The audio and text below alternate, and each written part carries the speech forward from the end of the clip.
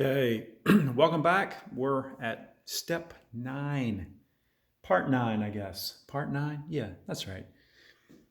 All right, so we're getting ready to put the ash slide plate in place, and we're getting ready to install the ash door bracket. And I'll show you a pretty easy way to do that. In a previous video, I was talking about it's a lot easier to go ahead and put your handle in place, and I'll show you why.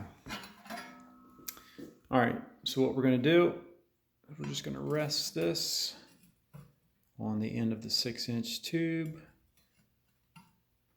All right, and as you can see, the stove is upside down. All right, so now what we want to do is grab some 3/8 washers. You can really use anything. These don't come with the kit, but you can use anything.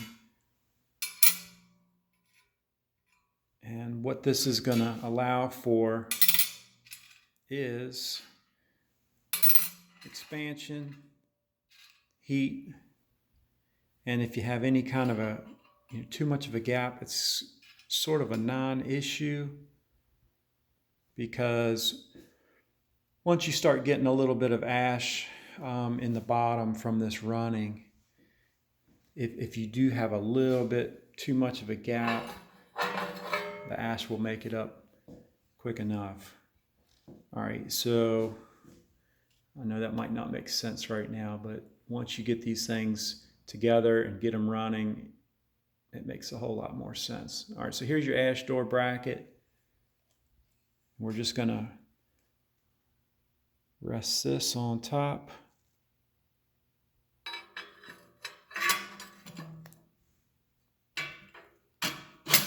Okay. Now, you can see why it's beneficial to go ahead and have this handle on. I mean, you can figure all this out without doing that, but by the time you place a couple welds on this, sometimes this will tighten up, and then you might have to drive these washers out with like a hammer and a screwdriver, or hammer and a chisel. And it's just, I don't know, more of a pain than anything. But I mean, if you haven't put the handle on yet, it's not the end of the day or anything, not the end of the world. But this might be one of the first times I actually put the handle on first. Maybe the second time. Anyway. All right, so next up, I'm going to go ahead and just verify everything looks good. And I will go ahead and place some welds here and here.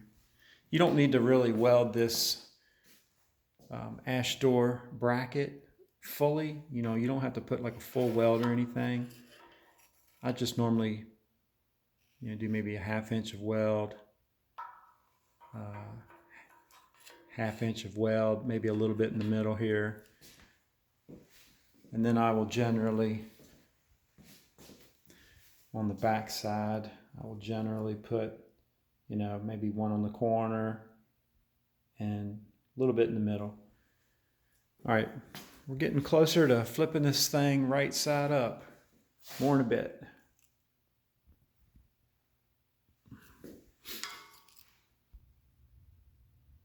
It also helps to have a clamp so you can squeeze the ash door bracket tight to the stove. Then you can go around and eyeball everything. Just make sure that you don't have any issues with the ash door not being able to slide forward and back. So again, these washers are just for heat expansion and also for when you eventually paint things. So it just gives you a little bit of a tolerance for when it's all welded up. Once you clamp it in place, you can use a hammer and just make sure you're down all the way on top of the washers. Make sure your ash door plate is resting on the 6-inch tube and not inside of the 6-inch tube. And then you can also use the hammer to essentially, tap this into place a little bit if you need to before you start your welds. All right, so I'll go ahead and tack that up so I can remove the clamps and make sure everything's good. Okay, I placed a couple tacks. Essentially one on the corner, on the back side here, one on this corner, one in the middle. I got a tack here and a tack here on each one of these sides. So I've already started sliding it out just to make sure I didn't weld it in place. The ash door, that is, because you want that to move freely. All right, so now we can dump these washers, and these don't come with the kit. You can probably use whatever you want to shim that out. Well, there you go. So now we have plenty of tolerance, and whatever you do decide to use for a shim, I mean, I don't know, I'd say maybe an 1/8 inch, if that, probably less. Maybe more like 3/32, something like that. But anyway, so when this is upside down, well, I guess it's upside down now.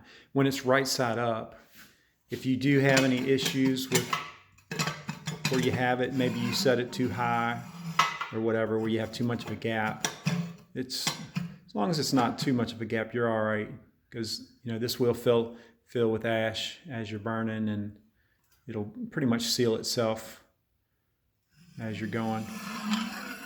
All right, well, cool. So now we can strengthen all those tacks. Okay, on to the next phase. Yeah, so once you're happy with how the bracket is for the ash door, go ahead and solidify your tacks a little bit. Just spread them out. Make it about a 1/2 inch wide or so, 3/4 of an inch wide. Really, you're just absorbing the tacks that you've already put there, making them a little wider. But you don't need a full weld on that. Okay, one last little check to make sure we don't have any clearance issues. And we're good to go. All right, so next up, and I'll add it real quick to this one, to this video, that is. There's a 2-inch receiver hitch adapter that I'm going to weld on while I have the stove upside down, sorta. Okay, this is the 2-inch female receiver for the hitch hauler, and this goes on the underneath side of the potato plate on the back side of the stove. This is bent out of 1/4-inch plate steel. It's already got your pinhole drilled in it, and you can notice that the pinhole favors one side more than the other, so you want that pinhole closer to the end of the plate. For your layout, find your center. So if your plate's 18 inches, give yourself a crow's foot at 9 inches off of either side. Use your combination square and give yourself a good straight line for your center. And then, knowing that this has an OD of 2 5/8, half of that is 1 5/16. So you come over to the left 1 5/16 from center. You come over to the right 1 5/16 for center. Then you can double check yourself. you should have 2 5/8. So an easy way to know the half, like half of a fraction. So half of 2 is easy, that's 1, right? Well, half of 5/8, just double the bottom number. So 1 5/16 would be the halfway point of that dimension.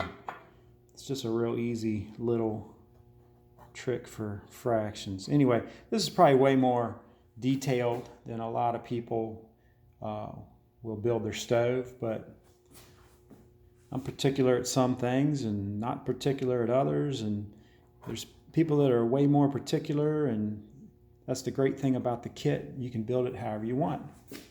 One thing I have done is I have butted some of them right up against the burn tube and filled this all the way in with weld, just to give you a little more structural strength if you do a lot of hauling this on the back of your hitch. But also I got thinking, if I were to pull this out just a little bit, where I can still do a nice fillet weld here, you really don't need a weld here, and any kind of rain or grease or whatever can still find its way out. And honestly, you probably don't even need to weld that at all with all the strengths of all the different metals we have going on here. But I figure the metal's clean, I'm already here, I've already got the welder set up, and that's how I'm going to do it. 1/4 inch, 3/16. So I've got my machine set for 3/16. I always set it for the, well, not always, but I generally will set it for the lighter material, and then maybe just spend a little more time on the thicker areas. All right, so let me weld that up and I'll get right back to you. Okay, a good tip at this point is use your flap wheel before you place this, and make sure you have any spatter or anything that may be in the way that'll interfere with a 2-inch hitch hauler sliding in there. Just go ahead and dress it up real quick with your flap wheel. It's real simple. I like, whenever I'm doing something like this that's getting ready to take a lot of heat, I will leave it clamped throughout the whole process if I can work around the clamp. And you can see I'm not going to weld the bottom where it mates with the main burn tube, but I will put a nice fillet right here, vertical down weld, and then this will all be continuous weld. So again, probably a little more particular than a lot of people, and then there's a lot of people that are even more particular, and hey, that's fine, and that's the great thing about it being a kit. You can take your time with it. It's really fun. All these parts are super nice. It's precision made, precision cut, and an occasional little touch with a flap wheel here and there is really all this kit needs. It doesn't need that. It's just, again, all depends on your level of how much time you want to spend on it and all that. All right, so let me weld this up. Okay, there's vertical down. There's a vertical down with my machine set at 3/16. Now I'm going to set it at 1/4 inch. If your machine won't go that high, it's fine. Just run it as high as it'll go. And even if you have to do a multi-pass, which means, if you have to do like a root bead and a little bit more, it's fine. As long as your welds are solid, you should be fine. All right, so we want to go 1/4 inch, 35 thousandths thickness. So that's 21 on your voltage and 375 on your weld, on your wire speed. 21, 375.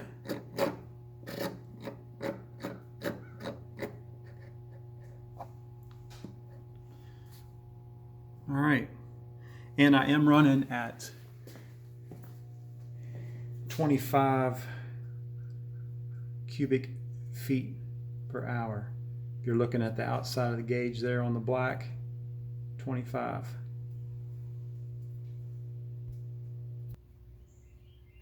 Okay, I'll let that cool down before I take the clamp off. I think this video has gone a little further than I wanted to on time. So we're gonna break for lunch and maybe another video later. All right guys, thanks for watching. Have a great day.